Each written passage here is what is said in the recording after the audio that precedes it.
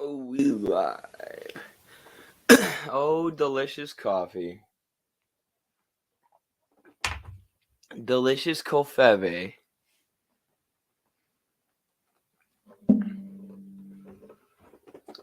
Let me play a jingle.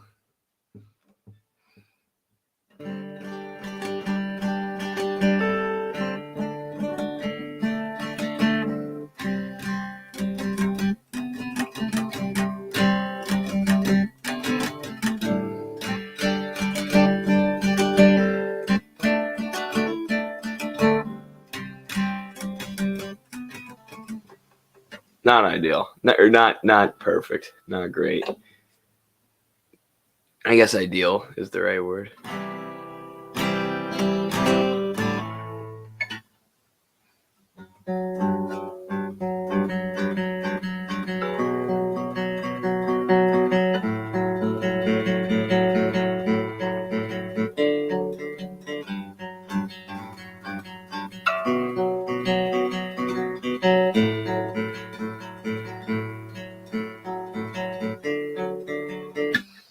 Oh yeah. Kind of fire, Mr. Marks. Thank you. New intro. Yeah, pretty much. I perform all my intros live. Because we're cool like that. Hello. Trying to set my guitar down without breaking it. Or putting it on gross stuff. Putting it on my dirty clothes. Hey, what's up, Eric? How are you doing? Long time no see, comrade. Carlos should be joining us later, actually. So that should be fun.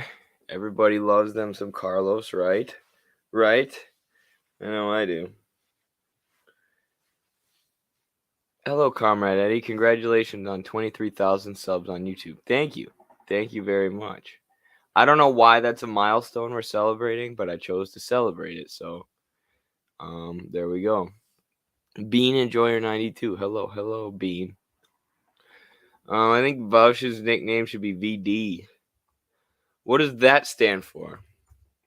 I mean, I like it because we're calling Vaush a different name every time, right? And that's always the goal.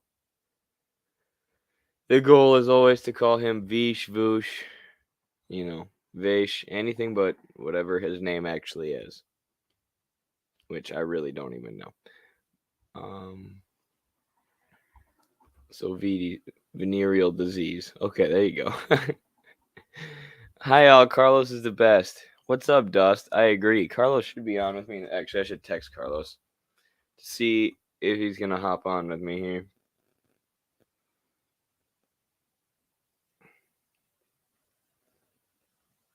Oh, Carlos.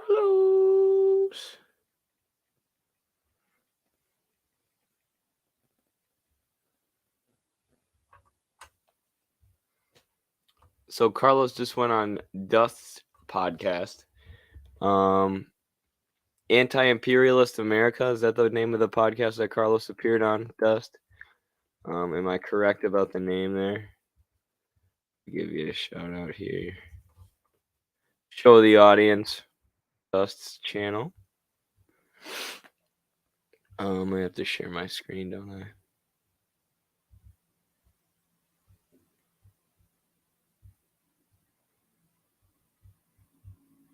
There you go. I like your logo, Dust. The truck going through like the wheat and the iron. That's pretty perfect. I like it.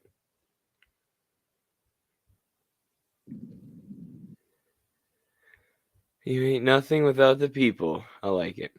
Okay. Check out Dust channel, everyone. Hey, Eddie. Hello, Cloud Chaser. That's a cool name. That's a cool username, I have to say, Cloud Chaser. Even if it's a reference to marijuana, it's still cool. Even though drugs aren't cool. All right, Carlos, where are you at? Good evening once again, comrades. Good evening, Jacobian. Yes, it's good to have you all here.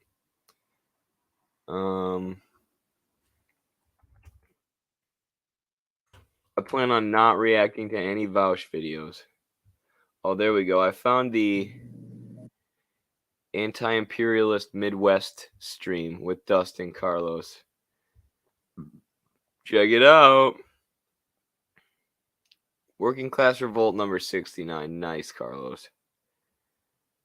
Only fitting that Midwestern Marx would be number 69 on the Anti-Imperialist America podcast. Thank you, Dust. Will you be able to react to this TikTok on stream? You bet. As soon as I copy and paste it here. Yeah, send anything you want me to react to, folks. I'll take them down. Line them up and I'll take them down. Or agree with them. Line them. Right. Yo, you been watching those Jan 6 hearings? Shit is crazy. How radical the far left. This is a long one. The 3-minute, 30-second TikTok.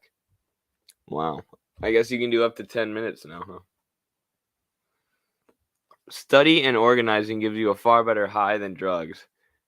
That's what I'm talking about, Dust. Couldn't agree more, folks. And that's why we're all here tonight, isn't it? So we can study, so we can discuss and debate Marxism together and learn and organize. Yeah. And get high off the revolution. Just kidding. But kind of.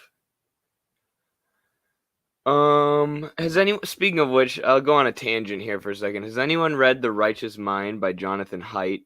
It's a book about it's a book about morality and how people, make decisions based on what's in their interest or based on their, previously held beliefs. And then, they use morality, or they explain it, they explain their actions in a way that justifies their actions as moral. So the way that Jonathan Haidt describes this is like the elephant and the rider. So the person is the rider, and I'm pretty sure the elephant goes whatever direction it wants, and the rider only pretends like he's in control, right? So if the elephant goes left, the rider says, "Oh, I chose to go left," and that's us moralizing our decisions. But there's also a part in the book that talks about like the hive mindset. And that's basically this idea that there's like a euphoric collective sort of ego death type experience that can be had when you like throw yourself into collective projects. So like an example that he gives is like winning a major event in sports. You kind of get this like euphoric feeling where your ego goes away and you feel like you're part of a team or tribe or whatever. And yeah, you can definitely get a similar thing from throwing yourself into revolutionary struggle. And Che Guevara had that idea. Carlos has written about it quite a bit. This idea of the new man, and that, as you throw yourself into class struggle and political struggle, you forge yourself as a person into a better revolutionary. So yeah. And that's why you shouldn't just do a bunch of drugs. You know what I'm saying? I gotta get some water here. Getting cotton mouth.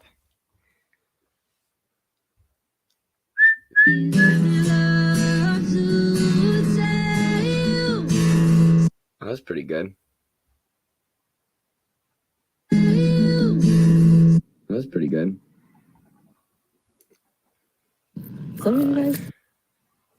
Let's react to this one. It's short. Feel bad for Shinzo Abe, the literal Japanese nationalist, the fascist. I am celebrating with the Chinese death celebration rave.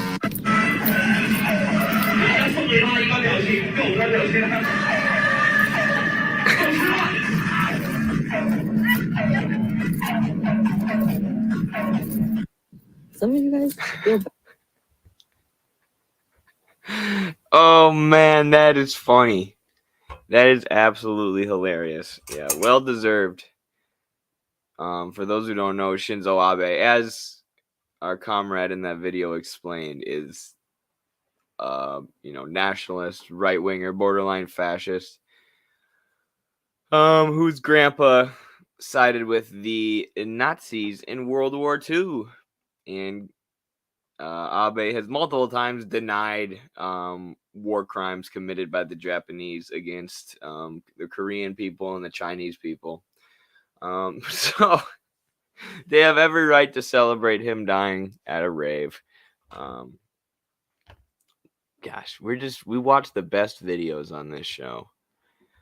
We had the video the other day of the Palestinian people singing about Putin, and singing that China should invade Taiwan, and now this. I used to follow you way back when you were first banned on TikTok. So glad you're still going hard and pumping content. You bet, Marshall. We won't ever stop. Boom. Keep it rolling. LSD, Sputnik to space. LSD has been pushed into our communities by the CIA, and it was produced and propagated by the CIA during Project MKUltra. All right, I need some agua. I'll be right back, y'all. Should I play? I could play a video of me wrestling, but I'm really not even going to be going for that long. I'll be right back. I swear to leave.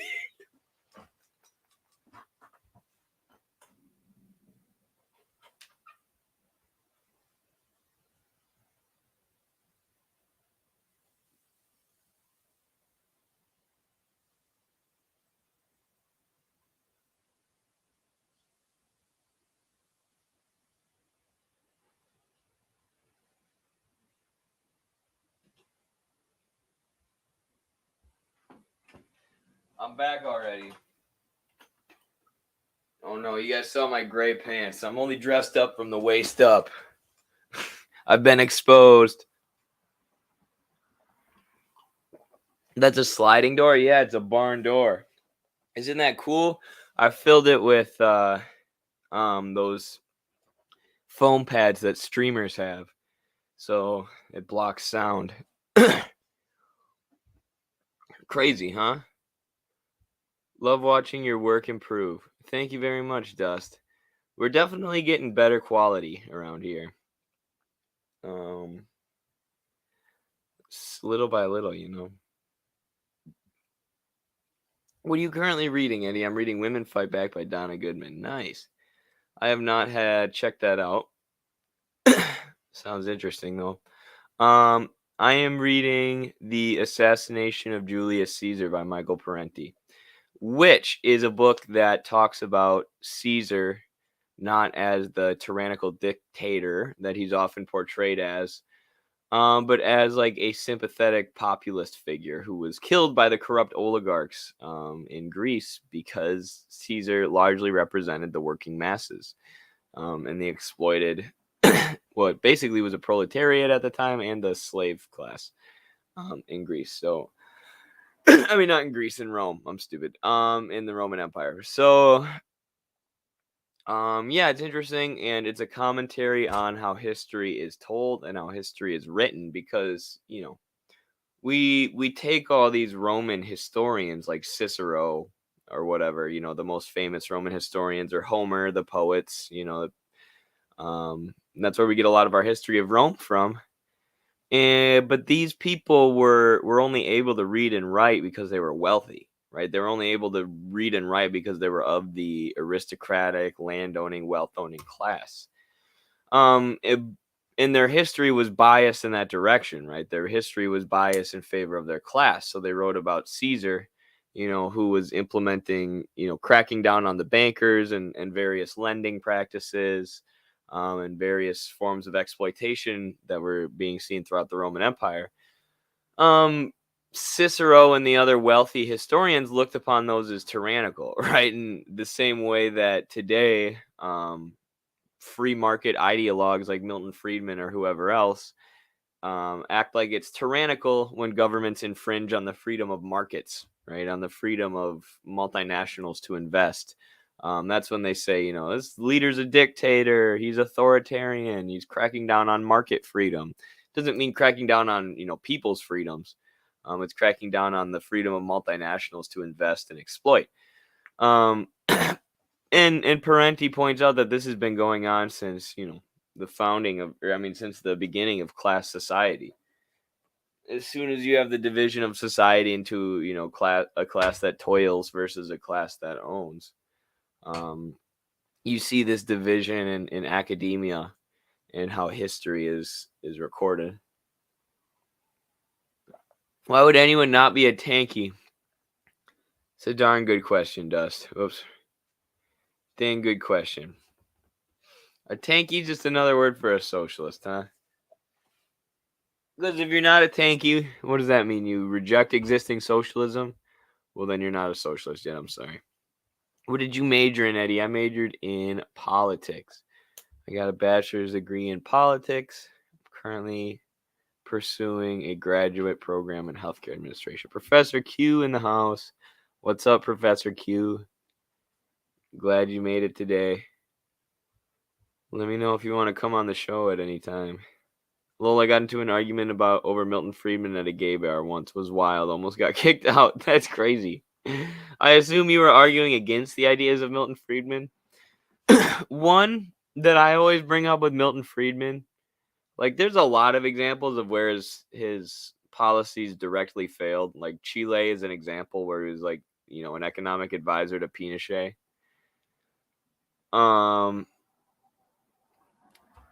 But like libertarians have they make a lot of arguments as to like, no, Chile was actually good. Their GDP went up. Corporations made a lot of money when Friedman was the economic advisor. What's up, Carlos? But the main, like one of the easiest policies to point at where Friedman just screwed people over was in Katrina. After Hurricane Katrina wiped out most of the public schools in New Orleans, Milton Friedman wrote an op-ed urging George Bush to turn them all into, and the local government, to turn all these schools, as they're being rebuilt, into charter schools, into schools that are private and allow for profit. And now, the wealthy private schools in New Orleans and in Louisiana are pretty nice, where kids can pay if you can pay $40,000 a year in tuition for high school. But the public schools are terrible, and Louisiana overall ranks 48th or 49th in the country in terms of education. So on no level did Milton Friedman's policy work, except for, the wealthiest and the people born into generational wealth, but maybe he would say that's a good thing. But I digress. How's it going, Carlos? Hey, what's up, brother? Good to be on talking to you. Yeah, you bet. I'm doing good. I read today and worked on my Spanish actually a bunch. What are you reading? I was just talking about that Parenti's assassination of Caesar. The one that I got signed actually. We just published a review from Dr. Riggins of that book. Oh, really? Yeah. That's cool. I got to check that out. What do you think of the book? It's really good. I just it's basically what I thought it would be. But yeah, it's just really interesting to see an analysis of class society that's not capitalism. And it's still kind of the same, like the dialectical materialist method that he takes. And it's interesting the corollaries you see, like with the ruling class historians of Caesar's day were writing from their own vantage point, and we don't often talk about that or think about that. So yeah, it's cool. Parenti killed Caesar. Someone says yes. That's what the book is about. I wonder if things have changed in the study of the classics since Parenti published that book, because what I've heard is that even for people that are not Marxist, the Marxist method of analysis has been applied to the classics quite a bit. For instance, there's a professor in my institution who writes on the pre-Socratics, and what he does is look at the developments in production and in the means of production, the instruments, and how those developments corresponded to the development of the philosophic ideas of the pre-Socratics. And he also analyzes it in the context of how the regions and the markets and the interchange of culture and the interchange of productive tools how that helped develop certain ideas. And although the guy's not a communist, he's one of the leading scholars in that field, and the method he uses is dialectical materialism. My wife, my wife took one of his seminars, and one of the first readings was from what's the I'm blanking on the name of the outlet, but it's the paper from the Communist Party of Great Britain. Morning Star. Morning Star. Yeah, Yeah. it was a Morning Star article that he had assigned. So I wonder if things have changed since Parenti wrote that book, and if Parenti played a part in that change. But the reality is, if you look at history objectively, like it's really hard not to realize that the Marxist method it's the best one. Yeah, definitely. Yeah, and that's kind of what you see. I think Parenti shows in that book, which, yeah, I mean, he's sort of a renegade academic. He goes against the. You don't realize, I guess, it's some like his books are so approachable for people who aren't, don't have their noses in academia, that you don't realize that he's going against the grain of a lot of academia. But again, it's like it's simple, like it's not overly complex. He's not using terminology that's meant to be over people's heads.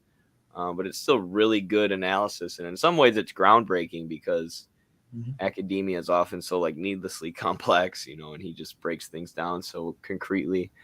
Got a question here. How long did it take you guys to read Capital the first time? I didn't really understand it my first read through, but it took me like 8 months, and then the next read through I understood it pretty well, and that was like 3 or 4 months. Yeah, for me, it took me. I did it in undergrad early on, and it took me like 3 semesters, so like a year and a half, to get through volume one. And then I read it again my senior year, and it took me 3-ish months, 2 to 3 months. And then I have read it since twice, and each time I've read it, it's usually taken like 2 weeks. And the third and fourth time I read it, I tried to read it together. As soon as I finished it, I hopped on to volume 2 and then volume 3. Especially this last time that I got to read it, since it's tied to the research that I've been doing for my book. But it's quite enjoyable to read, especially once you get past the more difficult first few sections of volume 1, where he's using somewhat of a more philosophical language, and he tells you from the start, like, plow through it, and once you get past part 1 of the text, the first 3 chapters, you're going to find it much easier to read. Yeah, I do recommend everyone reads it though. Like, I think now, looking back, like the path I would recommend is read like the German ideology first. And then maybe read like Utopian and Scientific, or some Lenin, like State and Revolution, some stuff like that around it. And then read Capital, because the German ideology basically lays out the method of analysis, but then in Capital he applies it. And I think in seeing that application after studying what the method, I think studying how Marx applies his method is just as important to learning the method as anything else. But yeah. I agree. What's interesting about the German ideology that recent research has found into the archives is that we have this idea that it was a book. It was a book that they wrote together, that they submitted, and it wasn't selected for publication. And that's not the case. What actually happened was that Marx, Engels, and a few other of the left Hegelians came together to try to do a journal. And they attempted to have 2 issues worth of literature before they published it. And the journal, the people that were going to fund the journal, they slipped, and they ended up not funding it. So nothing happened with the journal. And Marx, out of nowhere, just tried to compile all the stuff into one book. And that's why now we know it as a book, but it wasn't really a book project. It was a collection of different articles from different people. And some of the sections that like we attribute to Marx and Engels were actually like written by some of their left Hegelian friends. For instance, there's a famous section which is the first place where he refers to communism as as he uses a famous phrase, from each according to their abilities, to each according to their needs. That was actually written not by Marx or Engels, but by one of the other guys. I believe it was Moses Hess, although I may be wrong with regards to who it was. But yeah, so they've been using that information to try to downplay how we should approach the German ideology, because it's been a central text in teaching the Marxist method. But yeah, I disagree with the people that say that we should kind of ignore it, and I still think that regardless of whether it was a planned book or a collection of articles, it's still very clearly an epoch-breaking collection of writings that does something that was never done before, and that establishes Marx's unique dialectical materialism for the first time ever. Its use value remains the same. Yeah, The production process. That captures the essence of this whole rant right there. I've heard that rant a few times before. I can't lie, so I was ready for that. This Bean Enjoyer says, Eddie, did you previously mention you read David Harvey's book alongside Capital? Yes, kind of. The first time I read Capital, I kind of used it to help, but I was so lost, I don't really know. But the second time, I used David Harvey's companion for close to half the book, and then it was just like slowing me down and taking too much time to read, and I was comprehending the book without the companion, and then the companion was focusing on stuff that was good to think about, but it wasn't necessarily what I even was getting out of the book. It was taking my brain elsewhere, which was fine to think about, David Harvey's ideas. He's read Capital like 40 times. But I feel like I was understanding it in a more like basic sense, even than Harvey was going into in that book. I don't know. Mostly it was just slowing me down. It was taking a long time to read. So I put it aside. But yeah, I'd recommend you use it as you need, I guess. The PSL people, Derek Ford, and I forget who else, they've been doing a series called Reading Capital with Comrades. I believe that's what it's called. They're doing volume 2 now. So if you're going to get into reading Capital, I definitely recommend you check them out. The podcast that they've been doing on it has been so notable that I saw that someone ended up publishing an article in a scholarly journal about the podcast itself, which is interesting. Theirs is great. I was listening to that on the way to work. This wrestling season, I was like doing 2 days every day, and I wasn't able to read. So I just did their Reading Capital with Comrades podcast. It was good. Professor Q says, what's y'all's streaming schedule anyways? Whenever we get on. I've been trying to set a more consistent schedule, just like looking at when we stream. But yeah, it's pretty random at this point. Our schedules are all over the place. The right word, pretty chaotic. Yes, chaotic. We've got a democratic socialism video to react to, Carlos. I guess we did it earlier. Mm-hmm. We reacted to it before, but I mean, we got like 7 minutes and 30 seconds in. So they sent it to us again, and said to check it out from that point if you're down. Yeah. Let's do it. So is that where I'm going to end up? Stories like these pushed the country to a breaking point. Public outrage poured into the streets. We are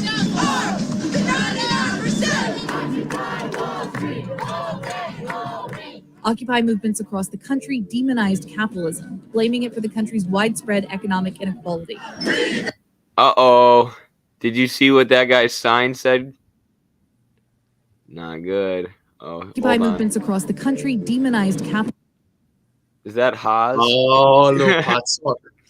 We got a pot sock in the house, mate. It's a mecha tanky. Occupy is canceled. Blaming it for the country's widespread economic inequality. Burdened by student debt and a tough job market, For many millennials, it seemed the free market wasn't working. Many wanted radical reform, but it wasn't until Bernie Sanders ran for president that they found a bigger name for their cause. America's socialist movement was reborn. Sanders had effectively tapped into a fresh crop. This is random, but have you ever seen that Sacha Baron Cohen bit where he's interviewing Bernie?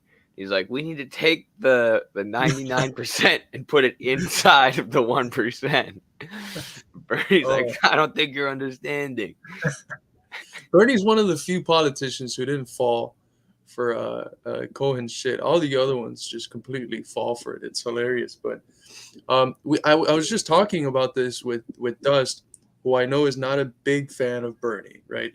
But for people in our generation, Bernie was the only thing close to socialism that we had to grab onto, right? He played such an important like mediational steps, and his flaws, the lack of a consistent anti-imperialist outlook, the bending to the Democrats in every which way possible, his flaws helped the people he brought in realize that he's not going to do it. There's something beyond Bernie needs to be done. And for me, Bernie was the Trojan horse towards Marxism, Leninism, right? But that I don't know if that's generationally specific, because the generation before us had Occupy Wall Street, and maybe what Bernie does to the socialist ideas that they had already constructed is dilute it, right? But I know that for my generation, at least, Bernie was something that came out of nowhere. There was no such socialism floating around, and it was extremely helpful in the development of a lot of people our age. Yeah, I think that's something we've talked about on the channel a lot, like probably a lot because you and I both worked on the campaign. But yeah, I remember there was a tweet that got like 5,000 likes or so that said like, the Bernie campaign telling everybody that Cuba isn't socialist, and socialism is democratic socialism, basically, or equating socialism with social democracy was a bad thing, the campaign in general. And I do see that argument. Like you said, it did, in various ways water down socialism and anti-imperialism. And like Bernie should have just stood by his guns and, stood by Cuba and Venezuela, because they're going to smear you for it anyways. And just point out where, just point to the rural healthcare programs that those countries have enacted versus the U.S., where 100 rural hospitals have shut down, in the past decade because it's not profitable. Whereas Cuba and Venezuela are achieving universal healthcare, which with much less resources. But anyways, I do think the campaign, like you said, though, was the Trojan horse for a lot of people in moving further left, which, a lot of that has been like DSA, or like a lot of former Bernie people are like, I'm a Marxist, but they're really just rad libs. So there's that too. So it goes both ways. But yeah, I think overall it was a positive thing, because I mean, for me, I thought socialism was, the word itself was evil. I remember someone told me they supported Bernie in high school, and I was like, he's a socialist. And then I looked into it and I'm like, well, this makes sense. And, like you said, that was sort of the Trojan horse. I remember the first time we had a Bernie meeting in our campus and you came, and we were joking about Stalin. you were so uncomfortable. But I think, when people go into that, I think most of them sooner or later, hopefully sooner, will come to realize the flaws, right? Right. Just like capital is its own gravediggers, the left-wing sort of alternatives that capital creates in order to deviate people from Marxism, Leninism, and from the communist struggle, they are their own gravediggers as well, because people lay so much hope in this, and we know they're going to disappoint. We know they were going to disappoint, right? But we have to be there because the masses are there. We have to be there and point that shit out. That's what Lenin tells us to do, right? Don't ignore the unions just because they're led by right opportunists and labor aristocrats. Go into those unions because the workers are there, and call out their flaws. The people that are running it, call out their flaws. And that's how you're going to get the masses. Exactly. And it's so, like, from within the campaign, it was so easy to do that. Like, you have all these people who know about Bernie's policies, and then you sit down to watch the CNN and MSNBC debates, and they're like, talking, why do you support Medicare for all, Bernie, when it's going to make everybody have to pay way more for healthcare and socialized medicine in Venezuela, blah, blah, blah. And people are like, this shit is rigged, you know, or when they watch the DNC shenanigans, and like you said, it makes people realize that those electoral efforts are mostly futile. Yeah. Of socialists, even though his platform wasn't offering anything particularly different to what he had already been talking about for decades. In our society, theoretically a democratic society, you have a handful of people who control our economy. You have maybe 2% of the population that owns 1/3 of the entire wealth of America, 80% of the stocks, 90% of the bonds. And these people have incredible power. Nearly 40 years later, Sanders' vision of a socialist America has finally gone mainstream. Bhaskar Sunkara was one of the early adopters. When he launched the magazine Jacobin in 2010, it was, in theory, a pretty bad idea. Not only was print dying, Bhaskar's niche quarterly was going to target America's socialists before the country had actually started talking or caring about socialism again. But the 21-year-old college student followed his gut, and the gamble paid off. Jacobin struck a nerve, and its circulation took off. Socialism in the U.S. has been a marginal. Is it not Jacobin? Jacobin. What? Is that how you say it in French? I mean, it's such a well-made documentary. They could have found it. How it's Jacobin. Yeah, bro. Everyone calls it Jacobin, right? And we took a class called DMOC where you basically reenact the French Revolution in college, and you got to be part of the Jacobin Party. It's like a historical term. Mine, the one that I did ended up being we did the one with India, so I don't think. Oh yeah, did you? Well, we did that and France. We did India and France. Oh well, we don't need to relive our undergrad. Those are for many decades, so I think we're kind of inventing things from scratch now. A 2018 Gallup poll showed that Democrats have a way more positive image of socialism than they do of capitalism. If you look at Fortune 500 CEOs, these people have tremendous say over your lives, over what you consume, over how you work, over the future of our country. And they're subject to no democratic mandate. They're accountable to no one but their shareholders. And there's one group working to change that on the ground.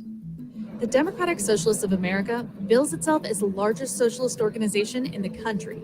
So I just want to go back to the fact that socialism is more popular than capitalism among Democrats. I was just watching Kyle Kulinski the other day, and he was talking about MSNBC and CNN. And they are still saying Biden's approval ratings or his polling is down because he's too far left. And it's like, what? The whole Democratic Party considers themselves socialist. And this dude's not following through on any of his left-wing progressive campaign promises. And people, the masses who are struggling in this country who for some reason still associate with the Democratic Party because they think it's better. But they've been doing anything for him. That's why his polling's low. They've been doing that from the start, even at a time when Bernie was running, the core policies, Medicare for all, free college, cancel student debt, all of those policies, their approval ratings amongst Democrats were in the 80% and amongst Republicans in the high 50s, 60%. That quite literally means that the vast majority of the American people favored the policies of Bernie. But it's so strange. It's so strange how they're able to just contradict the facts in your face, and yet some people still swallow it. Yeah. And when it comes to a policy like Medicare for all, the polling now shows it as 60% support among Republicans. And that's something I have anecdotal evidence of, including when I talked to my buddy's family from Louisiana.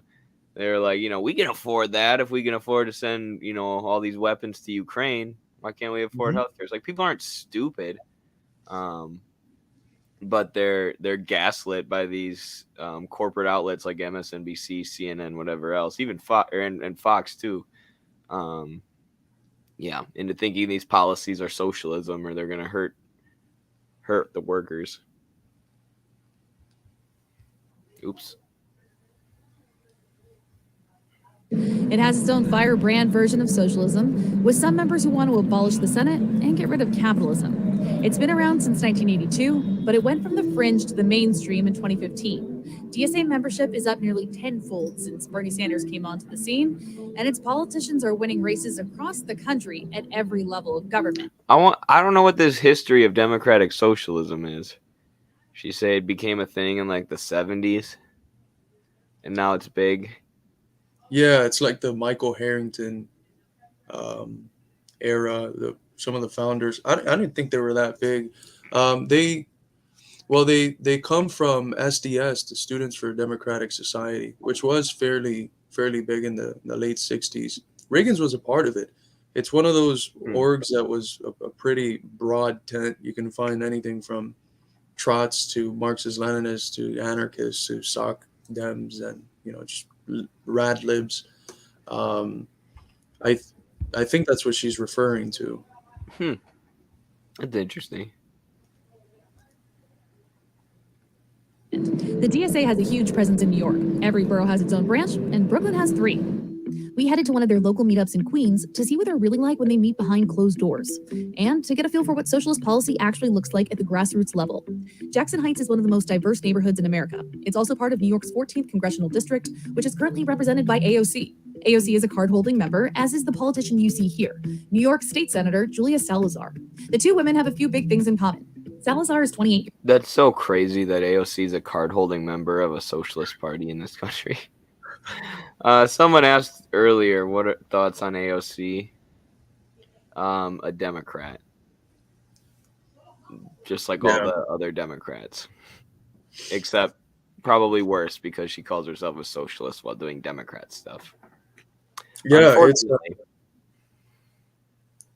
it's traditional right opportunism, right? Except that whereas the Second International, the right opportunism was grounded on giving at least a little bit to the working classes of their own nation so that you can continue voting for war credits. We don't get shit. We ain't getting shit from them, but yet they continue to vote for war credits, for money to Ukraine, for funding for the Iron Dome in Israel. So it's difficult, but I think, like Bernie, she probably created a movement in New York of people who got interested in socialism. And that's a big step, going from realizing that the stuff that you feel is messed up in your everyday life is not a result of policies, of what party is in control of the politicians. Going from that to realizing that it's a systemic issue, right? That it's the whole way we organize society is a big step. And when these people call themselves socialists, even though theirs is not really socialism, they help people understand that the issues are systemic. And by their own failures, they help them understand that the people who brought them to this socialism aren't the solution. And just like Bernie, I think AOC plays a similar function. Definitely. And I guess, but what's serving as a bulwark sometimes from those politicians serving that function is like these propaganda outlets, even on YouTube, like the Majority Report and the Young Turks, that if you follow them and all, I don't know if people do, but they just, do propaganda around the clock. AOC and Bernie can do no wrong. And that, stops people from seeing that, no, AOC hasn't fought for Medicare for all. She hasn't fought for anything. And then, when she voted for the Iron Dome funding in Israel and then turned it into like a performative thing where she was crying and, acting about, this is so hard for me. It's like, you just voted to kill a bunch of Palestinian children. Like, nobody cares how hard this is for you. So the individualism is frustrating, but that's the political theater. And that's the sort of purpose that the system serves. But yeah, it's frustrating when some of those new media outlets that pretend to be progressive are just doing apologetics for the Democratic Party. But, that's to be expected. You're always going to have that. Years old, a graduate of a top university, and a fresh face in American politics. As democratic socialists, we are acutely aware of the racial bias that is endemic in our criminal legal system. We're acutely aware of how that racial bias intersects with the criminalization of poverty. During our visit, Salazar was talking about criminal justice reform to help drum up support for fellow DSA member Tiffany Caban, a public defender running for Queens District Attorney. Let's go knock some doors and make some change happen. Okay, but they never say what they're going to do about it. You know, it's like we as Democrats are acutely aware of how racial bias and poverty lead to disproportionate incarceration and how that's, used to make money. Okay, so what are you going to do? What are you going to do to get, are you going to nationalize the companies who are part of the prison industrial complex? And make, the small amount of prisons that are private, make them public, or stop any profiteering off the prison system? Are you radically going to reform the justice system, decriminalize drugs, and move to, setting up rehabilitation centers instead of mass incarcerating drug addicts? Or are we just going to be acutely aware of the intersection between poverty and racism, that our militarized police force, enforces on the masses? Like, being acutely aware of it doesn't do anything. Yeah, you saying what are you gonna do reminds me of an old Twisted Sister. I don't know if you've heard of them. They're an old rock band. Oh yeah, But they have a video that's East Snyder. they have the dad is like the controlling strict dad, and We're not tells- gonna take it. Yeah. what are you gonna do with your life? And he's like, I want to rock. Oh no, Boom. I want to rock. Yeah. What are you gonna do with your power? I complain that I can't do anything with it and not push for Medicare for all or for anything really. All right, fall in line with Nancy Pelosi. Yeah. AOC does not want to rock. No.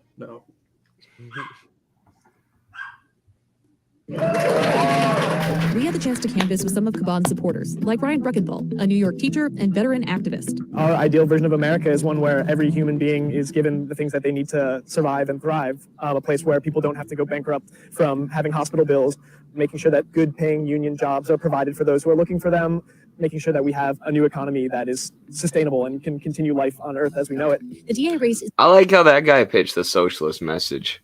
I like the working class guy. More of him, less of the politicians, huh?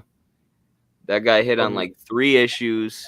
He had solutions. They were all relatable, stuff that affects everyone.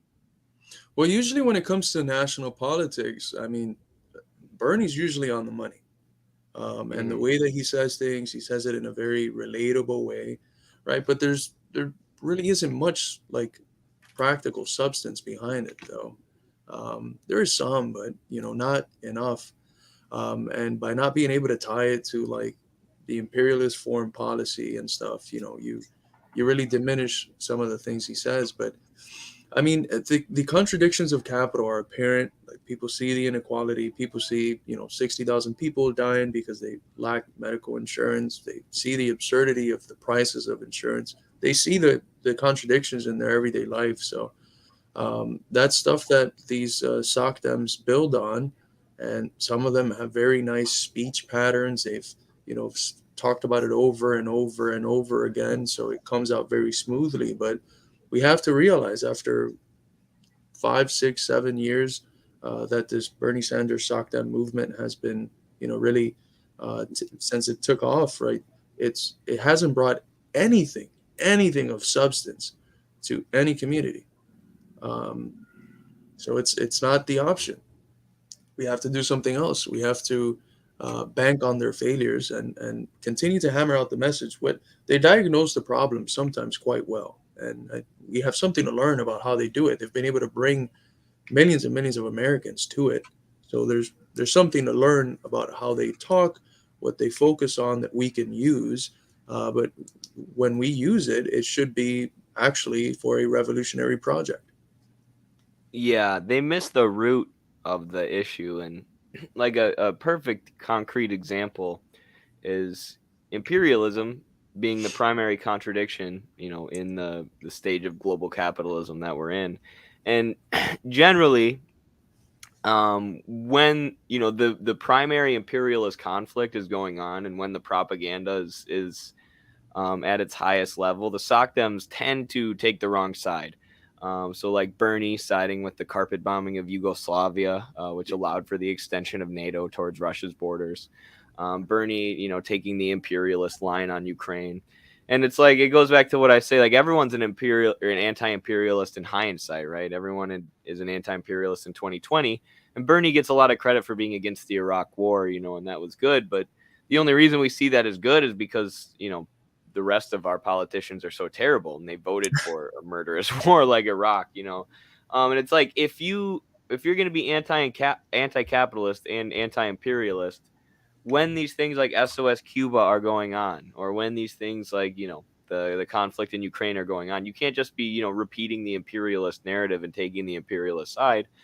Otherwise, you're just making yourself a tool of them at these vital times of political crisis, which is what social democrats have always done. Look, maybe the best example is Germany. When Germany could have split, they could have gone and become a socialist republic, or they could have become the fascist Nazi Germany that they did become. And the Social Democrats sided with the fascists and killed Rosa Luxemburg and the communist leaders. So at these times of political crisis, the Social Democrats tend to go the wrong way. And it's because they're missing the root of the issue. Right. And it's also a very specific geopolitically placed kind of social democrats, right? Because, some of the socialist projects in the South are closer to social democracy than to like Marxism, Leninism. But because of the position that they hold with respects to imperialism, they don't fall into the right opportunism of the social democrats in the North, because there just isn't a condition to fall into right opportunism, right? So that's always like a social democrat in Latin America is usually with respects to foreign policy in the right place. Right. And it's social democratic and in the sense of more national politics, strategies of how to get to power, how to use the state, right? But when it comes to opposing imperialism, they're usually a little better than the ones in the North whose social democracy is all based on ciphering people away from connecting the working class struggle at home with the anti-imperialist struggle, and literally just folding in the face of imperialism and functioning as right opportunists. Absolutely.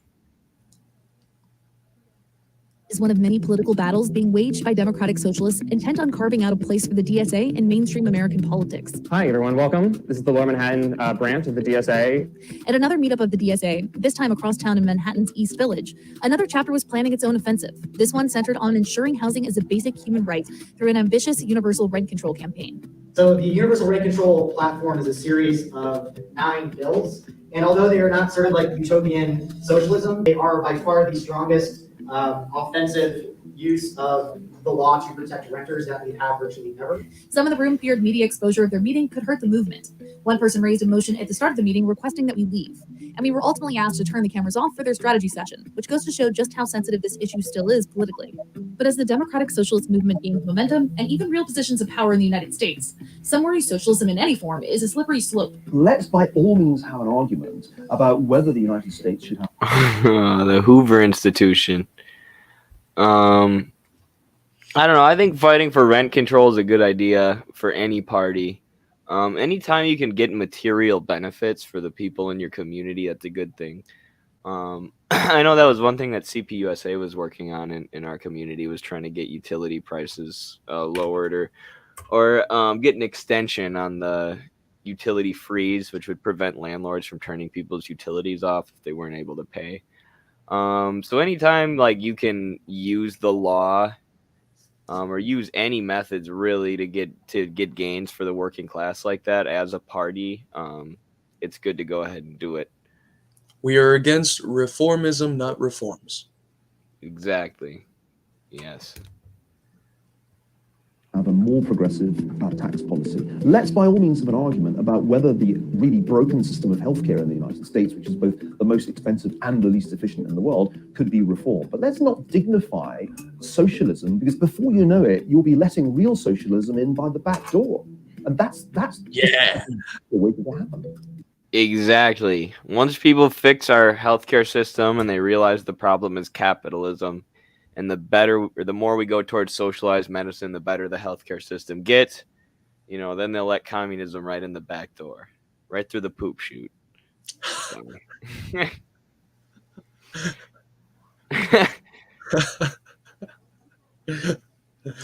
That's the real Trojan horse. Yep. I can't stand the healthcare thing, man, because people use socialized medicine like it's evil, and I'm like, doing a grad program in healthcare administration right now, and one of the main things I've realized is the health insurance companies are the worst. They are the worst part of the American healthcare system. They are just a mafia that stands in between you and your healthcare. They have nothing to do with providing healthcare. But they're not even the root of the problem. The root of the problem is the profit motive in general. The fact that you're able to make profit off healthcare in general, because the whole thing's commodified now. So like there's companies making money off the ambulances, making money off the IV bags, making money off all the technology and equipment. The hospitals are private. The doctors' offices are private. And they're all connected to these giant healthcare conglomerates like United Health Group, which are made up of shareholders in insurance, in pharmaceuticals, and everything related to healthcare. It's like this is just a cluster. And the reason it can't be fixed is because these companies spend billions of dollars lobbying the government in their own interests every year. It's like, first the government needs to be seized by the working class, and then the government needs to be used to nationalize these companies and make the healthcare system completely public. So I don't know. I guess I don't agree that we need to have communism let in the back door. We need to have workers take power so that they can let public rational healthcare in the back door. Yeah, and it's they shoot themselves in the foot, because if the capitalist class was smart, they'd create the sort of condition where, like in Europe, some of the basic necessities are met, but you continue your exploitation of people and you continue reaping great profits. Of course, we know that those conditions are in Europe because of the struggle of communists and of labor unions, right? The capitalists there weren't any smarter than the ones here. They just had less resources to fight against this. But if they were really smart, they'd realize, as we've said a million times, that the best answer for American capitalism was Bernie Sanders. Mm-hmm. Be the savior of American capitalism. Yeah, like FDR. That's what FDR did. Yep. That was the compromise. Social democracy was the compromise with the communists. Mm-hmm. Some point to authoritarian leaders who promised the virtues of socialism and led their people down a path of economic despair and limited 3 in a row, baby. Critics of Stalin, Mao, socialism and will point to Fidel. examples like Venezuela and the USSR, Oh, where it hasn't played out well. What Lenin do you say and to Maduro, those gang, critics? gang. This speaks partly to the distinction between democratic socialism and DPRK. socialism more broadly, that under democratic socialism, it's led by the people. There's accountability at every level. Socialist governments throughout history, some of their problems have really been due to a lack of democracy and a socialist. I like how she says, these socialist governments are led by the people, as they're holding up pictures of Kim Il Sung and Mao and Stalin. There's millions of Damn people. right. Yeah. The people's republics. Sorry, that socialism is not led by the people, as there's a literal fucking video of millions of people with the heads of states. Right. They were forced to do that at gunpoint. Yeah. That really is driven by the grassroots and by the people. The socialism being promulgated by the DSA has somewhat lost the stigma, partly because it's dropped its Soviet context. It's also less controversial since modern-day America is already deeply rooted in policies once deemed socialist, from 5-day work weeks to universal public education, Medicare, Social Security, and public welfare programs. But perhaps most importantly, some say socialism isn't as taboo as it used to be because people don't really care what you call it so long as it results in a more equitable society. Nobel Prize-winning economist Joseph Stiglitz says the policies tend to speak for themselves. When AOC or Bernie Sanders lists the things that they're concerned about, everybody having health insurance and education to live up to their opportunity, a decent retirement, access to a good mortgage, a decent housing, access to a decent job. You ask people, do they want that? The answer is yes. The response of many young people, if you call that socialist, we're socialists. If you call that progressive capitalist, we're progressive capitalists. Whatever you name it, that's what we want. And so I think we shouldn't get hung up over these particular words. In practical terms, politicians like Bernie Sanders and AOC have a pretty ambitious wish list. Universal health care in the form of Medicare for all, the federal jobs guarantee, and a higher minimum wage. One thing that Stalin does a good job of laying out in Foundations of Leninism is he explains that Marxism, Leninism, or just Leninism more generally, is it attacks capitalism at its foundations. So it attacks capitalism at its root, and it always shows people how, the crimes of imperialism and the negative things that result from imperialism, or the negative things that result from capitalism and exploitation, they're tied to capitalism and tied to class society itself, how they're tied to the, the wage labor relation that exists under capitalism versus DSA. As that guy's saying, it's a lot of, we'll give you a good job, a lot of flowery sounding rhetoric without attacking the system at its foundations. And then, as we've said, it's resulted in very few gains. So I think that's, like, if you're going to have a lasting movement, if you're going to have a movement that's going to grow over time, not just be spontaneous and flutter out and, flutter up again every 4 years when there's an election, you need to have a theoretical understanding of the system of capitalism, and you need to be attacking it at its foundations. And you can talk about these, good paying job, other good things benefits that'll come about from socialism, but you can't say, this is the same as progressive capitalism, because it's not. I had to hold in the laugh because for a second I thought, someone coming in to the stream, they're watching the DemSoc video, out of nowhere you pause it and you're like, one thing Stalin does really well. I just put myself in the place of someone, just a healthy, innocent DemSoc video, and then we start talking about Stalin. Look at these two Bernie staffers watching the CNBC video. Like, the best thing about Stalin was he wasn't afraid to purge his friends.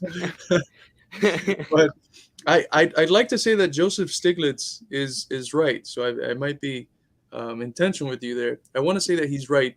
You can call these policies progressive capitalist or socialist, whatever you want, because the distinction of what is capitalism, what is not based on policy. It's based on who is in control of the means of production, who's in control of state power. And that's why people confuse. We had a couple weeks ago, a stream, someone asked us about the Nordic countries, right? The Scandinavian countries. And someone asked a question about what's the difference between them and China, if some of the policies, the social welfare policies, seem similar. Well, who's in power in China? Who's in power in the Scandinavian countries? That's the difference, right? The reforms that the people have gotten in China, it's because at the head of China is a communist party with more than 100 million members that's connected to the mass and that's fighting for socialism. At the head of the Scandinavian countries is not a communist party, is not a workers' party. They're these social democratic parties that are still capitalist parties, right? And who give out, bits here and there to the masses. But that's the big difference, right? We can have these measures that seem like what the stuff that the socialists do, but the socialists do it because they're in power. We're not. Absolutely. And State and Revolution is a great book for learning about that, and who's in charge of the state, what that means, dictatorship of the proletariat versus dictatorship of the bourgeoisie.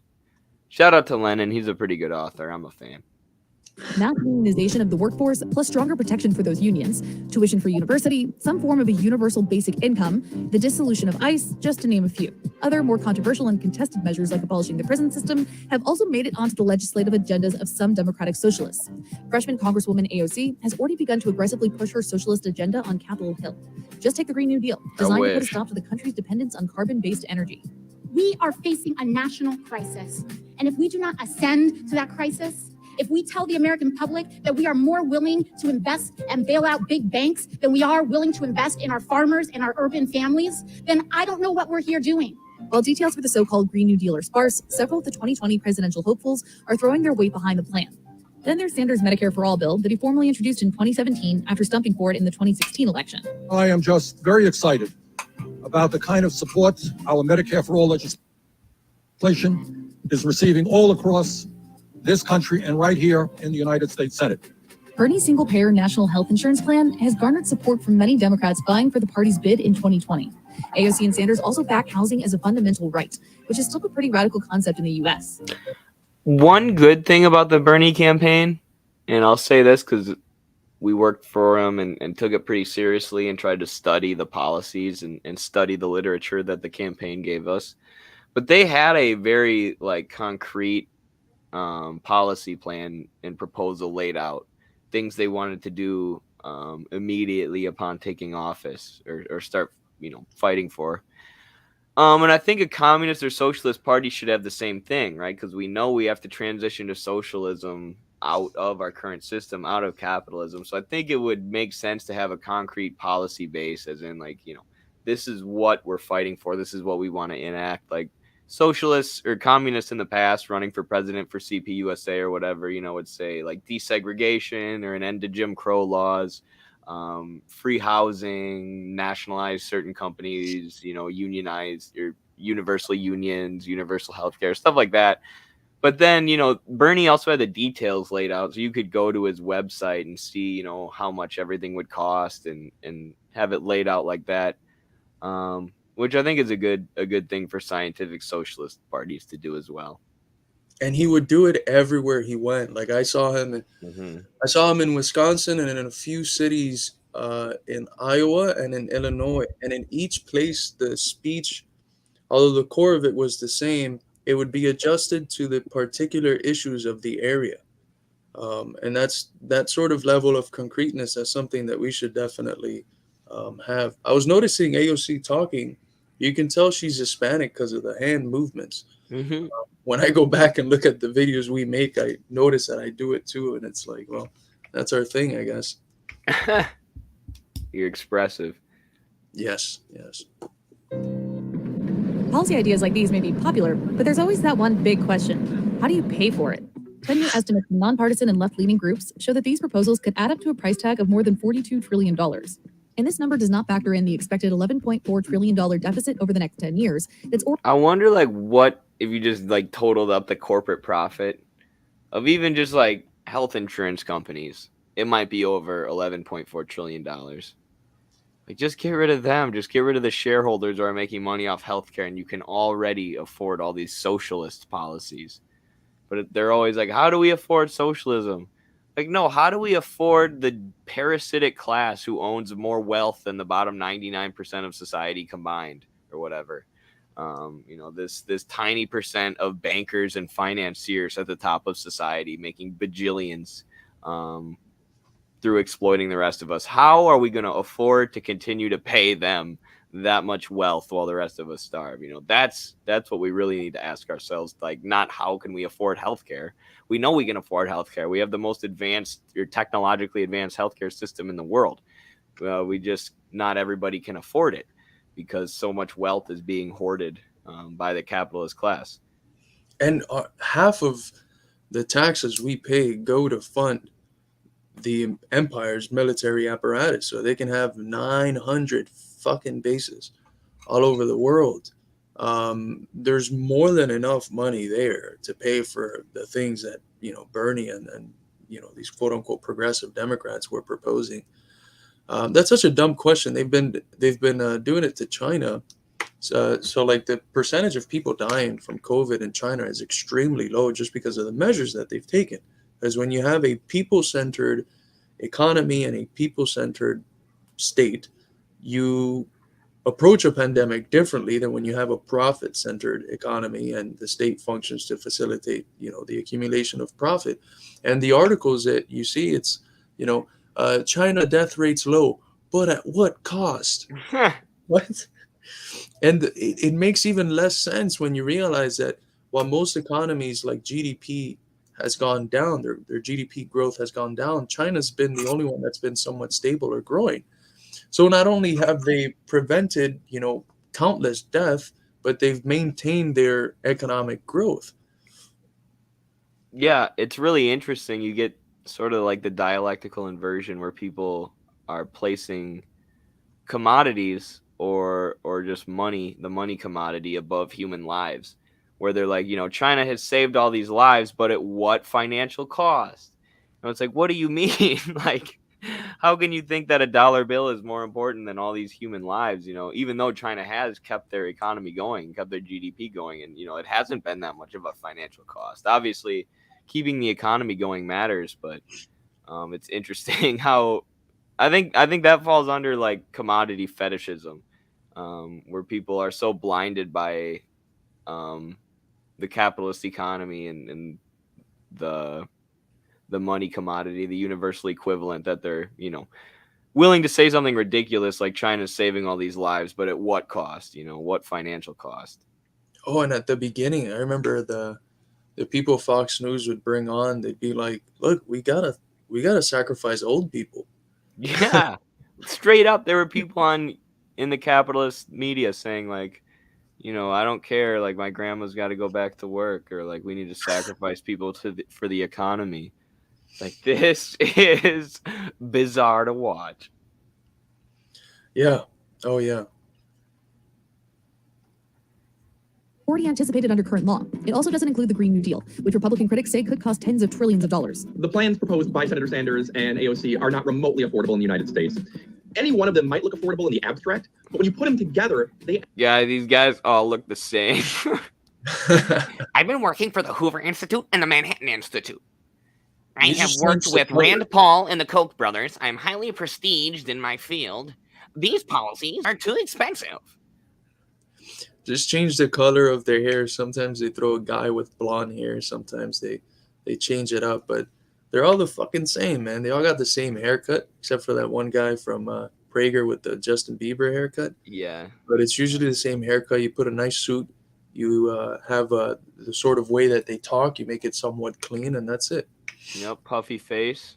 For those of you who follow us on TikTok, this is Benjamin Politics.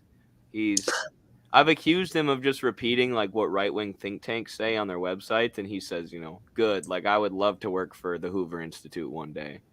And yeah, this guy probably dreamed of working at the Hoover Institute his whole life. Probably used to make TikToks defending billionaires. And now here he is. He made it. add up. You're well over $42 trillion over 10 years. That would basically double the size of the federal government. If you're going to get socialism in America, you need substantially higher taxes, and not just on the rich, but on everybody else. If you go to Sweden or Norway or Finland, you'll realize that it's not just the rich paying 50-60% taxes, it's the middle class. AOC has put forward one plan to cover part of that $42 trillion bill. That's She wants to raise the federal tax rate on incomes over $10 million to Scandinavia. 70%. To put that into perspective, Sanders' 2016 presidential platform capped the top tax rate at 54.2%. Assuming no tax planning, AOC's proposal would bring in $700 billion over 10 years. Medicare for All is estimated to be the single biggest expense on the agenda, but it's also one of the policies that Democratic Socialists say will actually make money in the end. Well, some of the measures, let's say for health insurance, in fact, I believe At there'll least be they a net mentioned savings that. if you cut out some of the private insurance bureaucracies and some of the waste of mismanagement in our current system. So I think Medicare for All, for example, would pay for itself and then some. But critics argue the math doesn't work out for a couple different reasons. That's not true at all. First, what Senator Sanders is proposing is even the oh my, I paused it right on a good spot. This is what these people are. His soul is coming out of his face right there. Even the George Mason Koch brothers funded study, the same, right-wing think tanks who fund guys like this, even their study said that Medicare for All would save $3 million, which is part of, the Hill collected 21 studies that confirm that Medicare for All would save money. But there's even more than that, dude. There's like hundreds. I'm telling you, this is, I don't want to appeal to authority all the time, but this is what my field of study is right now, is the healthcare system, healthcare administration. Like, I promise you it would save money. The health insurance companies are robbing you. They're robbing you. They're making billions of dollars, and they're paying guys like this to lie to you about it. extraordinarily larger than anything the private sector does, and it's actually more generous than what other countries do. You could basically get any medical procedure you want, anytime, with no deductibles, no copays, full long-term care for seniors. Nobody does that. Because nobody figured out how to really create a tax that converts every dollar of private healthcare spending that doesn't bankrupt families and small businesses. We don't need a tax, and we're going to nationalize all your Totally companies. erasing student debt. The College for All Act from Bernie Sanders would erase the student debt of 45 million Americans. He'd pay for that $1.6 trillion expense with a new tax on Wall Street transactions. But democratic socialism isn't just about advocating for these kinds of expansions of the social safety net. The movement is also pushing to give workers more power over corporations. Sanders wants to create more public ownership over corporate boards. Under the plan, corporations would have to do two big things. One, give workers a certain On this plan, members of the Central Party would be on the board of all the most powerful companies in America, and they would direct these companies to work in the interests of the masses and Chairman Sanders. And there would be party cadres in each area who would report to Chairman Sanders, and then we would make central plans that would allow for great economic construction that would unleash the forces of production and create a great socialist, a great and strong socialist society in this country. Right on. Yeah, the platform for the working class that Bernie had with the attempts to raise unionization levels, to have a federal jobs program, those are pretty darn solid, right? Especially for the conditions we're in. Those were pretty good. Those were, I remember when we would go to working class communities to knock doors, that was usually one of the openers that I used just because it made so much sense. Right. People identify, like when you argued from a place of ownership. We noticed this during the Bernie campaign. Like when we argued these social democratic positions, they were less effective with working class people than arguing like, Bernie wants to give you a share of the company, or Bernie, wants to put working class people on the board of your company. People are like, oh, like, that makes sense. My board at my company doesn't know shit, or my boss doesn't know anything about the workplace. We need people in the workplace on the board. And that's, arguing from a more traditional class struggle position or proletarian position, or arguing for, ownership of or control over the means of production. As a way to improve people's lives and give them more control. And yeah, I think we found that was successful, or that was popular with people. Number of seats on its board of directors, and 2, contribute stock to an employee-led fund that would pay out regular dividends to the company's workers. Democratic Socialists also want to take on banks. In May 2019, Sanders and AOC called banks modern-day loan sharks and proposed a dramatic cut to credit card interest rates. No bank in this country should have credit card interest rates of over 15%. We talk about payday lending, and in New York, we work very hard to outlaw payday lending. But what happens when everyday banks start to charge higher and higher interest rates? Essentially, your credit card becomes a payday loan. They're also pitching legislation to cap rates on consumer loans. The American Bankers Association argues this plan would ultimately hurt the consumer by restricting their access to credit. But on the whole, policy ideas like these are receiving a lot of positive feedback. Amazon HQ2, on the other hand, wasn't as clear. By the way, it says in the Bible, and in the Quran, and I'm pretty sure in the Torah, I don't know if it's in the Torah, but in the Bible and the Quran for sure, that lending with interest is illegal. If you're looking for a way to sell socialism and pitch socialism to your religious relatives or whatever, yeah. Cut a case. Breaking news, Amazon canceling its controversial plans. Now it will not build a headquarters in New York. The world's biggest company just got sent packing thanks to an unfriendly welcome by New Yorkers. In February 2019, the company ditched its plan to build one of its 2 new headquarters in Queens. The governor and mayor had both backed the deal, as had a majority of New York City registered voters, according to a Quinnipiac University poll. But there was one very notable... Okay, so we should talk about this, Carlos. What do you think about this? Because in a way, she stopped fixed capital and productive capital from coming to New York. And the voters apparently had democratically agreed to subsidize this Amazon facility. So it would have created jobs and it would have brought productive capacity to New York, but, it would have allowed for the extension of Jeff Bezos's Amazon empire. And, the jobs would have been extremely exploitative that it brought.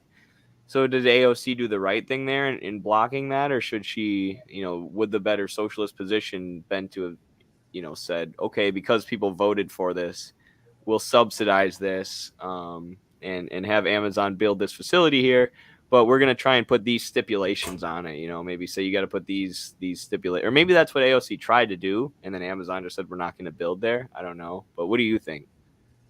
Yeah, right. Since the question is about subsidizing, and not about, how we feel about Amazon opening a new facility there. That changes the dynamic of the answer, because if that's literally the state subsidizing so that a massive corporation can continue to get bigger, but it would have promoted jobs. The thing is that the jobs that Amazon brings are low-paying jobs that most people who have those jobs usually have to go on government aid in order to eat, in order to pay rent, to do the basic things that they have to do. So I don't know. I wasn't at that time aware that there were like statistical information coming out about what like unions and organized labor was saying about this potential move.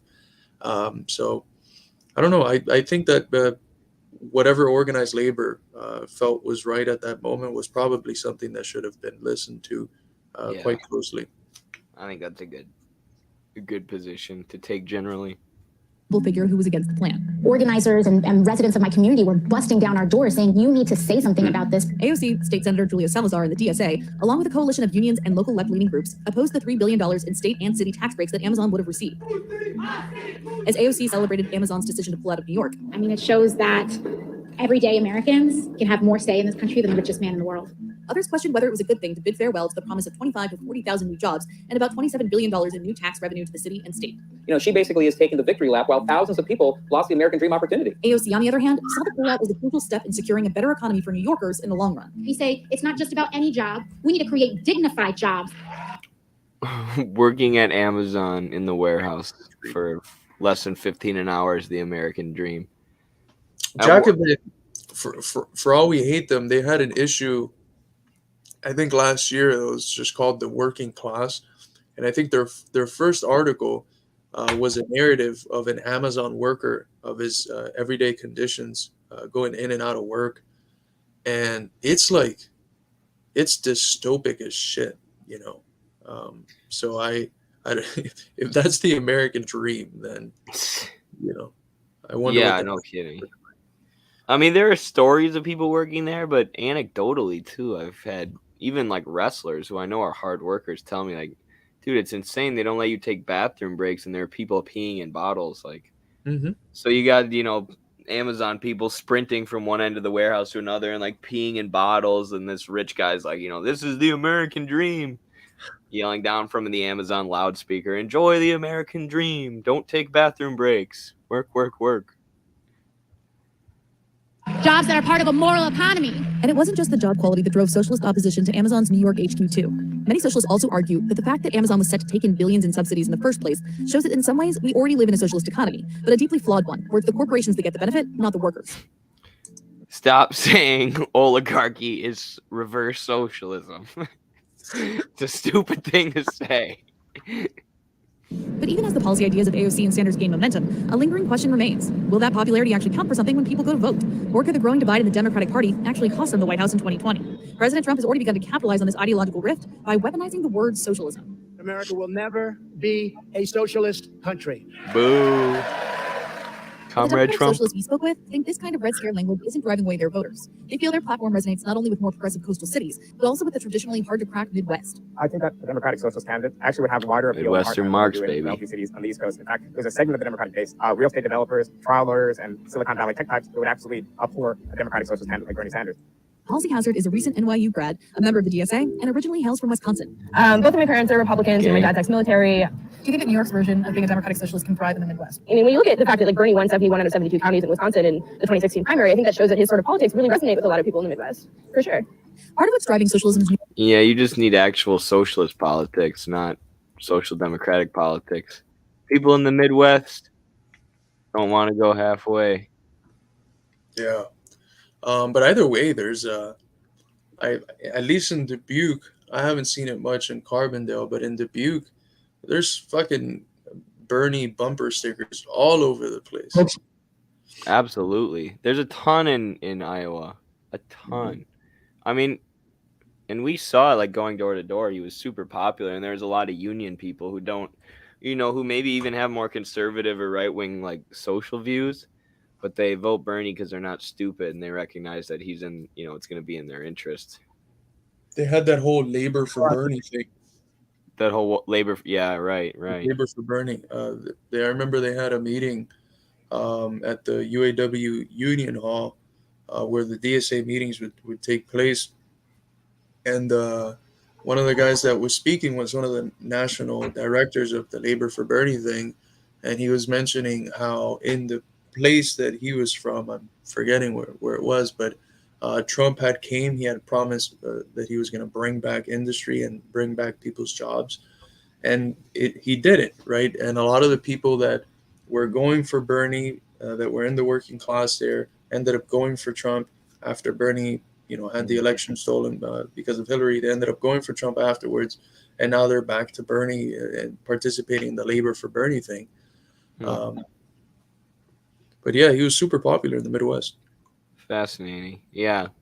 And in the Midwest, I think we saw firsthand this idea that, you know, everybody who was leaning Bernie You know, the idea that every Bernie voter went for Hillary rather than Trump is ridiculous. Like there are, you know, like you said, there are a lot of union people who were like pro Bernie and then went for Trump in the general. But you know, like you said, Trump did promise to bring back a lot of jobs and industry. But have you seen what he's been promising recently? Mm-mm. He recently announced he would lead a proletarian revolution here. Folks, the bourgeois, they know that more and more people are saying it. All these workers, we have the biggest workers, very handsome workers, come up to me and say, Comrade Trump, there is a spectrum on Europe, and you know what, they're right. These bourgeois are very nasty people, very, very rude and very unfair to the workers. They are stealing our surplus value, and no one is doing anything about it. The proletariat comes up to me every day and says, Comrade Trump, will you lead the revolution? And I got to turn to them and say, look, the instruments of capitalism, what we used to bring about it's destruction, believe me. Obama never wanted to seize them. Well, guess what? I'm seizing them. Landlord, we're done for, folks. Everyone told me, they said, Comrade Trump, you will be the vanguard of the revolution, and they would laugh. The media laughed, the Democrats laughed. Guess who's laughing now? That would sweep the Midwest, I think, if Trump turned communist. Dark MAGA. That's hilarious. Every time. I know people get mad at this dark MAGA thing, but I find it fucking hilarious. I don't. People have literally like fallen into this liberal idea that like you can't clown Trump or make jokes about Trump or laugh when Trump owns the libs, you know, because he's just, you know, that makes you a fascist or a racist or whatever for associating yourself with Trump. Like sometimes he's funny, man. Like the stuff he said about Hillary, like Hillary is a corrupt politician who should be in jail. Like it's funny. Yes. He's supposed to lock her up. I'm sorry. Like I'm not because I'm sexist, but because Hillary's a war criminal. Mm-hmm. Well, if there's anything that Trump should teach any socialist movement in the left is that we should have, you know, for lack of a better word, the cojones to break with the political formalism of the establishment, right? He was just straight up in debates saying like, yeah, the people cheering for you or booing are donors from this and that. And right. We should have that sort of attitude, right? I love watching Trump plow through the Republican establishment. Actually, I reacted to a video once of him doing it on our YouTube, but that would be a fun thing to react to at some point. Trump in the Republican debates, because he was using populist rhetoric and calling everyone out for their corporate donors. But have you watched it? Have you seen Harden Your Heart, oh Putin, Carlos? Oh yeah, I think I have. You see this? It's from like a celebration. I don't know what it's from. Something in Palestine. I just like to play this like once per stream. They're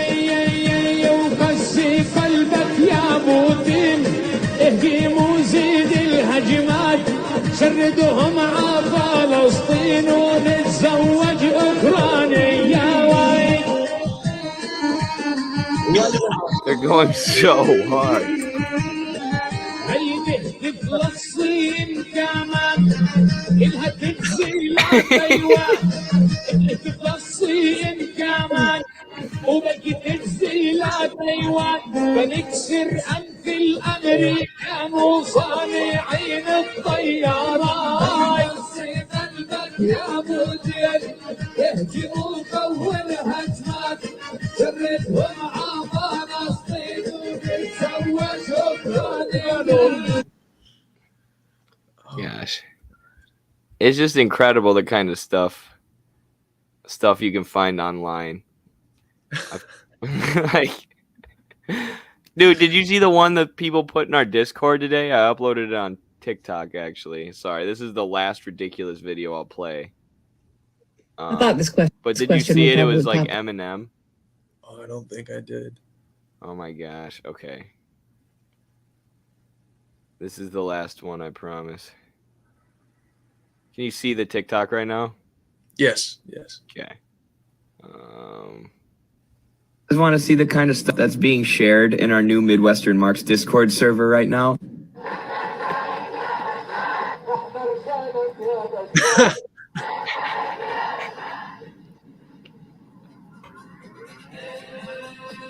الشعب السوري بالساحات المجد بيرفع رايات عم للكلمات الله وسوريا وبشار كنيسة وجامع متحدين والمحطين I was actually laughing so hard I was crying. That was so good. I don't know who sent that, but I was laughing so hard I was crying in my living room today. It's synced so nicely too. It That's is that people are like bumping their Allah, Syria, and Bashar. I mentioned this. I was on Dust and David's stream earlier, but I mentioned that right before the Eastern Socialist camp is overthrown or dissolves, whatever term you want to use. Fidel does a speech in 1989 where he says that he's talking about perestroika, right? The reforms. He's like, if these are actually so revolutionary, why is it that the imperialists applaud when you promote them, right? And I think that the reverse of that is found in this the proxy war in Ukraine. Who is supporting Russia, right? It's the people who have been under the boot of imperialism, the people who are fighting to sustain their autonomy outside these spheres of influence of the U.S. NATO imperialism. And I think that there's something in having that as an essential factor when you calculate how to assess the current situation over there. Yeah, it's interesting, and not to make, a generalization, but for our Latin American and like Palestinian comrades, it really hasn't been that difficult of an issue. It's been like it's not you rah rah, we are Putinists, who think Russia's communist. It's clearly Russia is siding with our interests, as in, like our comrades from Venezuela are like Russia's trading with us, despite this U.S. embargo, or in the case of Syria, like Russia's protecting us from, these like 50 different U.S. armed and backed terrorist groups who have been destroying our country, tearing up our country. So it's like not that hard for them to side with Russia, and it's not that hard for them to avoid this purity fetish that you've been fleshing out in your work. It's like they can make the distinction that we side with Russia when they're acting as an anti-imperialist power, and that's not to say that we side with them 100% of the time, or have any illusions about them being a dictatorship of the proletariat or a communist country.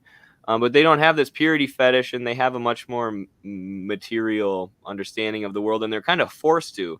Like if you're in Venezuela and you're under an embargo, and Venezuela and Iran are trading with you when other countries won't, you can't be like, well, we're not going to trade with them because they're not full communists, or they're not, the right theoretical orientation. Like, no, you're going to trade with the people who are going to trade with you.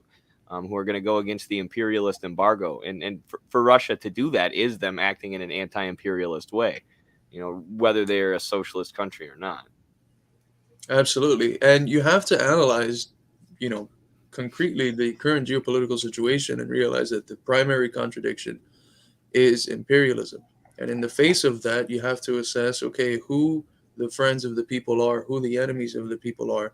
And you have to realize that Russia plays a historically progressive role in the emergence of a multipolar world and in aiding projects that are trying to exist, some constructing socialism, some constructing, systems based on different sorts of principles that are not compatible, at least how they phrase it, with capitalism or socialism.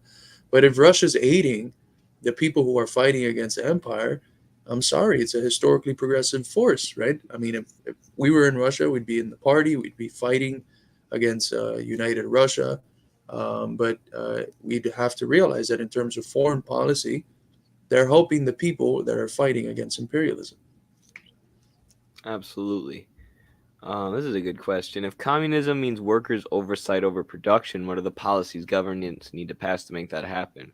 Well, first you need nationalization, so you need to take like these companies out of the hands of shareholders.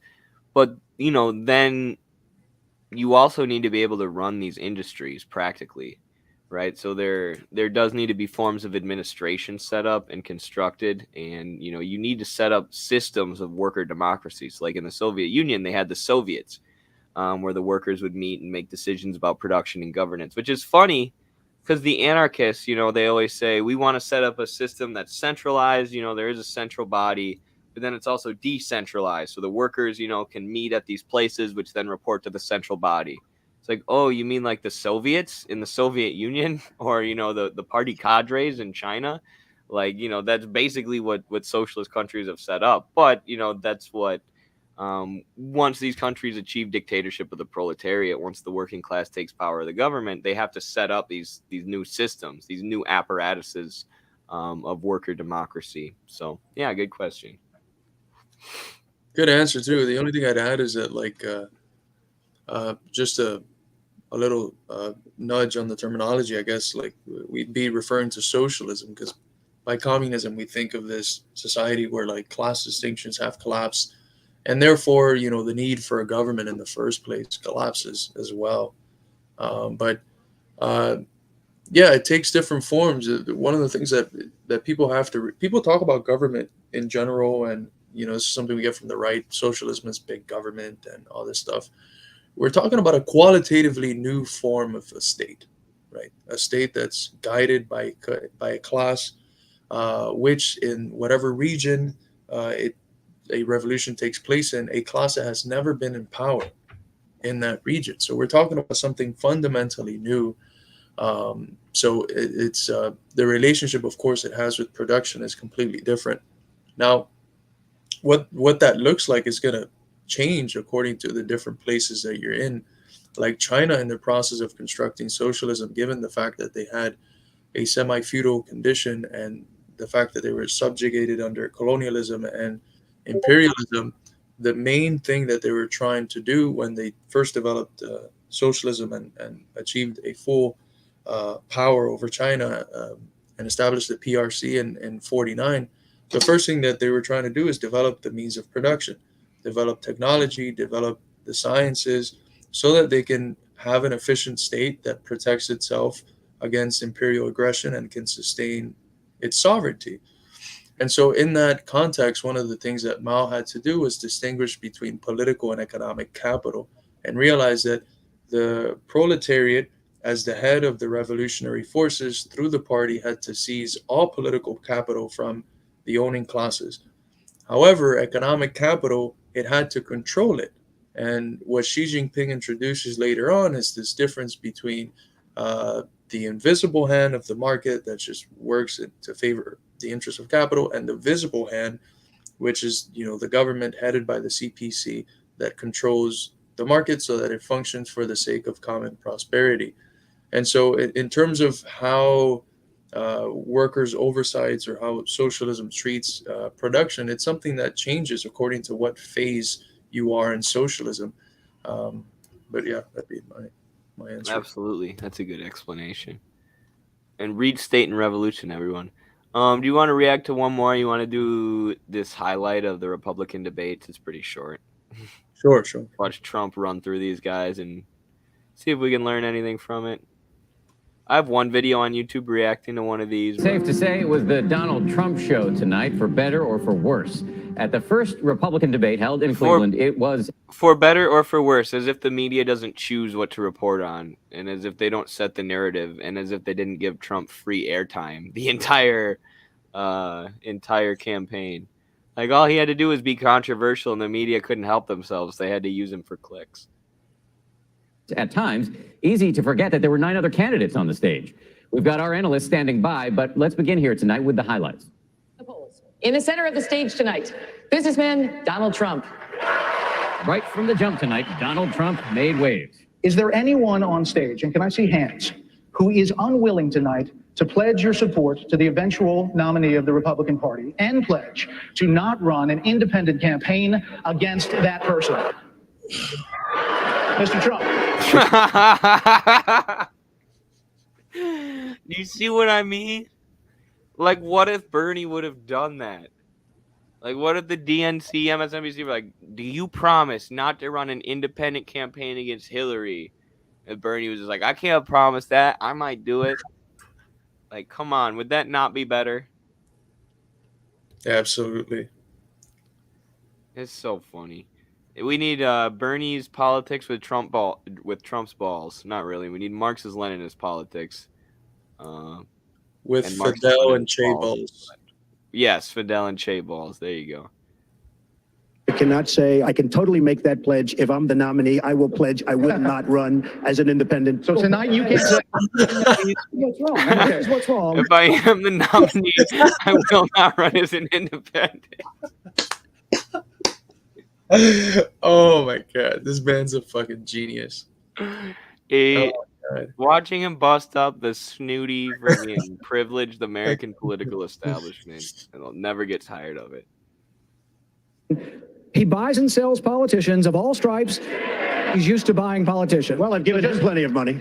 I will not make a pledge at this time. Rand Paul is actually making a good point too. He's like, Donald Trump's part of the oligarchic class.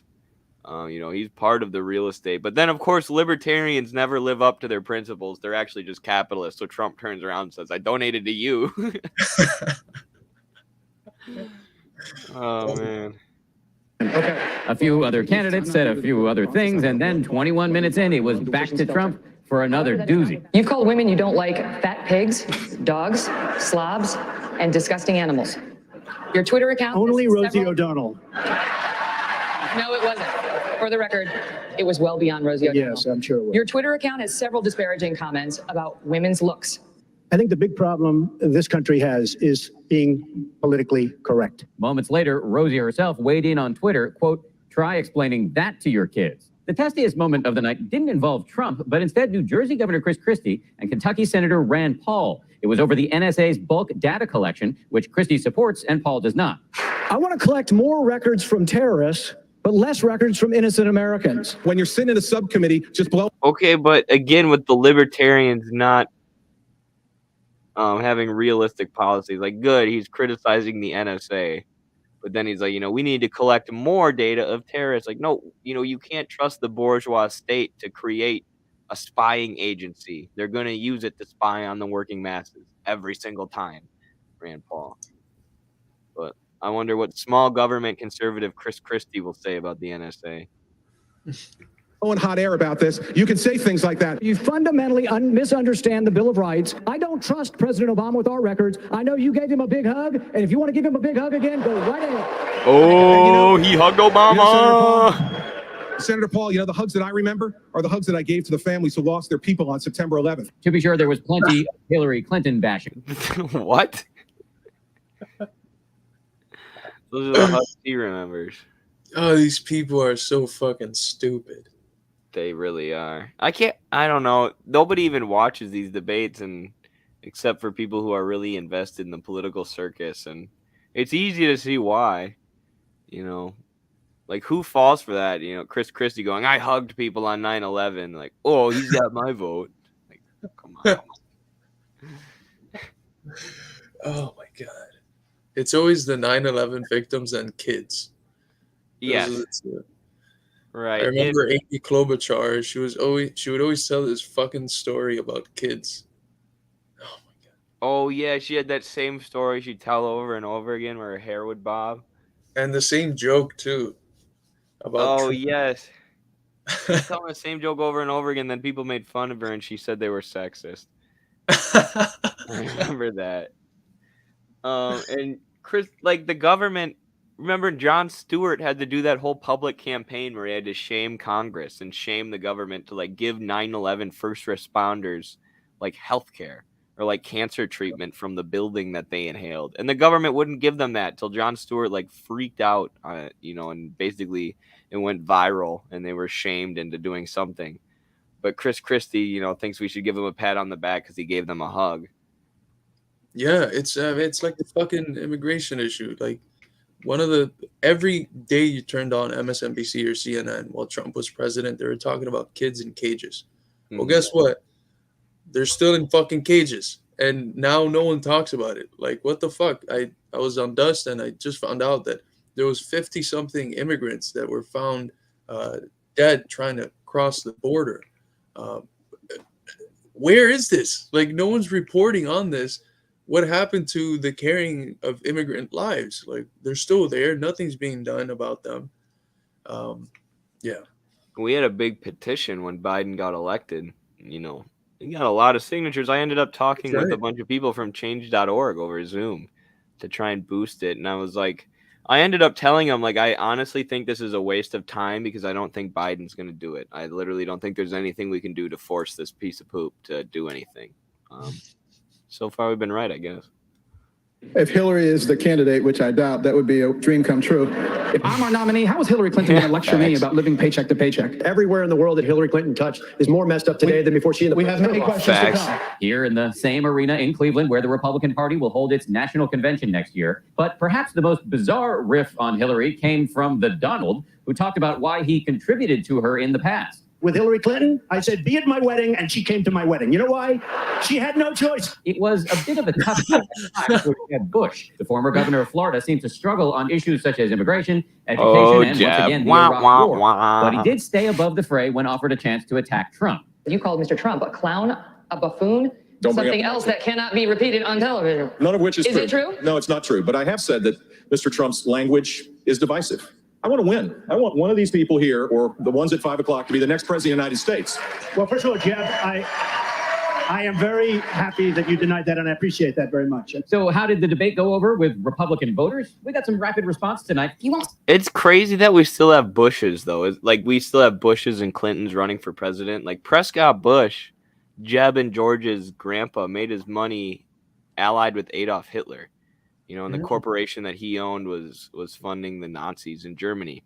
And, you know, now these people have been passed down that wealth generationally, and they're still around, and they're still the same people running our political system. You know, it's almost like we have a monarchy in some ways. Oh, yeah. I want to play one video in between here. It's because it made me think of Jeb Bush. Jeb Bush had an even worse one. He's having a really bad campaign. Look at this campaign moment. This is in Hanover. Tuesday. Look at this. I think the next president needs to be a lot quieter, but send a signal that we're prepared to act in the national security interests of this country to get back in the business of creating a more peaceful world. Please clap. Please clap for my neocon talking points. We need someone who's quieter about destabilizing a bunch of other countries abroad and destroying Iraq. Please clap. I think they were confused because he's like, we need someone who's quieter. And then he asked for people to clap, which is like the least quiet thing you could do. Right. Nothing Jeb did. It's like, even with all that wealth and power and like family, just nepotism, he's probably failed upward his whole life. Like, he just has no charisma. He was just in over his head, floundering in every debate. Say it, I will. Poor guy. He probably wants to be like an abstract artist or something, or make like interpretive finger paints. Like it's brother. Right, but they're like, you got to be president like George. You got to invade. You got to invade Iran. Only after you're president can you do the finger paintings. Right. You can do figure paintings when you're retired living on a ranch in Texas like George. I can definitely see that being spun into like one of these bougie Netflix like cry stories. My parents made me be president before I could do finger paintings. I always wanted to be a finger painter. Only my brother got to do it. Jeb is played by like Adam Sandler in some ranch in Texas somewhere, finger painting pictures of George. Like